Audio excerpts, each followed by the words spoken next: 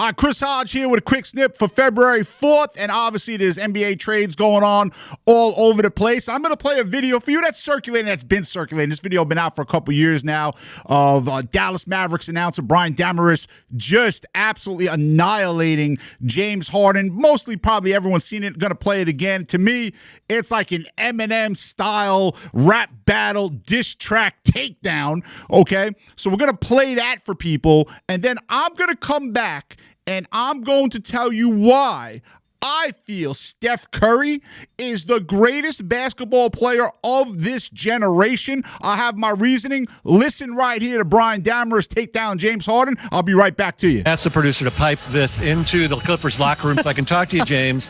I hope you're taking notes. I'm telling you in advance, you're welcome for the wisdom I'm about to spew.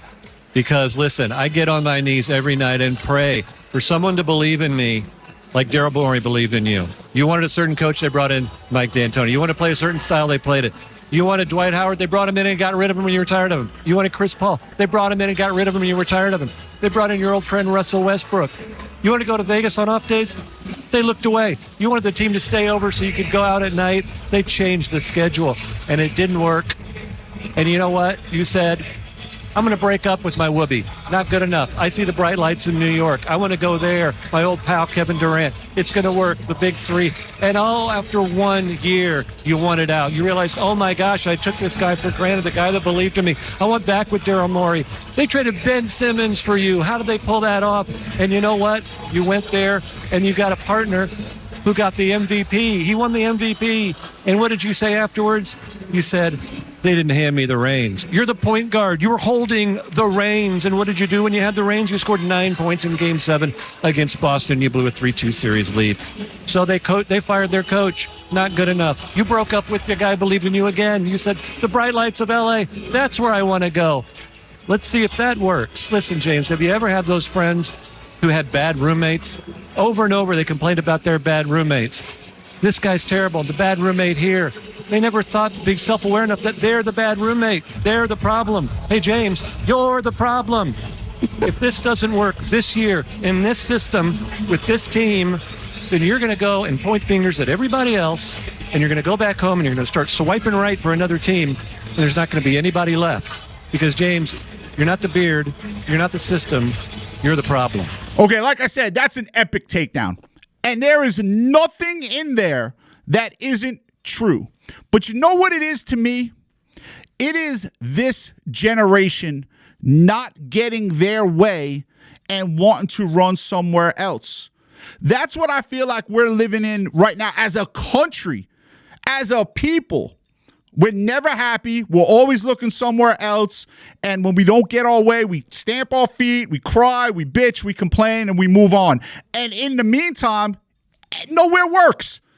James Harden has played 2 of the most epically bad Game 7s in NBA history. Now, James Harden is number 2 all time in three-point shots made. He is a great player. And he's fat. He's got a stomach like mine. Okay? He's not in shape. He spends time at strip clubs. He spends his time at strip clubs. He doesn't take his role seriously. Just look at his body. And when it doesn't go well, whether it's OKC, down to Houston where you play an epically bad Game 7 against Golden State, over to Philly, okay, over to the Nets, over to the Clippers. That doesn't work out. Now over to Cleveland, which won't work out because it's James Harden, right? And this has gone on in this generation of NBA players all around. And you know who didn't do this? Steph Curry. Look at all the great players from this generation. LeBron James. He's played with everyone. He's made it his way. The fact that this guy's only got 4 championships is sickening with who he's played with and the situations he's tried to manipulate and get with great players. Kevin Durant has 2 with Steph Curry. Kevin Durant left a very good OKC team to join a 71, 72, 73 win Golden State Warrior team. Like, I can't even take that seriously. And then he's been all over. Nets, Suns, and now he's off the Suns. Look how good the Suns are doing this year, right? Over to the Rockets. And the only championship he ever had was Steph Curry. The only one he ever had. That's it. The two. That's it. Okay? So you got LeBron. You got KD. You got James Harden. Okay? Guys that have just run all over. Kawhi Leonard. All right? Now, I know he's had injuries and everything, but if he had just stayed at San Antonio, what would his legacy be? What would it be? How great if he stayed at San Antonio and didn't get hurt, and those are two big ifs, right? But let's just hypothetically say, for the argument, what would his legacy be? Yeah, he's got the championship in Toronto, which is an all-time great championship, but another guy, okay, that's run all over town, okay, and really doesn't have a home. I don't get it. And Dame Lillard, another guy, Portland over to Milwaukee, didn't work in either place really. Okay, Damian Lillard, another all-time great player. Westbrook, all-time great point guard, been everywhere. And the guys that don't leave, the Kobe Bryants of the world, they're revered.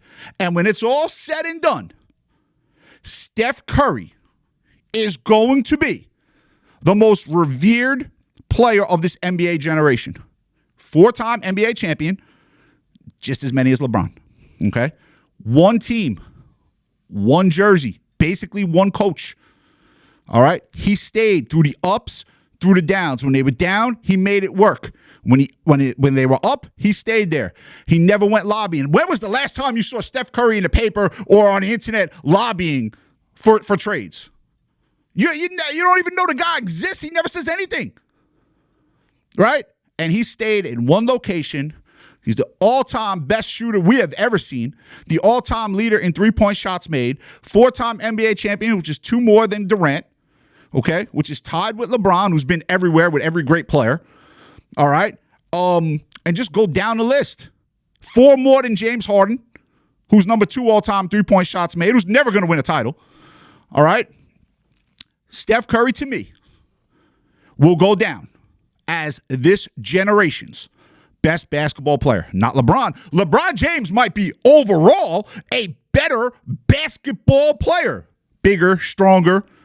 But what he's meant to organizations, to me, is not as important as what Steph meant to Golden State. And that means something. Like, and a lot of you guys will disagree with this, and I'm going to close it up. I am from New York. I do root for the Knicks when the time is right. I would like to see the Knicks win a championship, right? And we could debate where Jalen Brunson is in the pantheon of today's game's point guard, right? He's up there, but he's not at the top, but he's up there. If the Knicks win a championship and Jalen Brunson leads them to that championship, that guy is a hero, a god, right? Because no one on the Knicks was able to do it. Right? If Jalen Brunson is the guy that gets it done, that's a big if. The Knicks will probably screw this up somewhere along the line. But again, hypothetically, let's say Jalen Brunson gets it done. He is a god with the New York Knicks. A god. And that's the way Steph Curry is going to be looked at. Kevin Durant don't really have a team. I guess the team LeBron will identify with is Cleveland. James Harden, forget. Well, what team is he going to identify with? Russell Westbrook, OKC, but been everywhere. Dame Lillard, Portland, but left there. Okay? And now Giannis is probably going to leave Milwaukee. Staying at a place means something. It's important. Jordan stayed until he had to leave when he was the owner or part owner of Washington. Magic stayed. Bird stayed. Isaiah stayed. All-time greats that are revered. Mainly one team, Kobe Bryant. Stayed his whole career with the Lakers. But it's just this generation, right? It don't go well. I don't like this guy. Oh, this guy said something mean to me. Oh, the fans bitching me because I missed a shot and they lost a parlay. Get fucking real with this shit, okay? And in every situation you go, the same shit happens. So to that interview that Brian Dameris did, I think that's a great one. Make sure you check out the Bet Big Talk Loud podcast. Me and JR will be doing it on Friday. We'll have Super Bowl props and Super Bowl free picks. We're excited about that. Have a great Wednesday, everyone.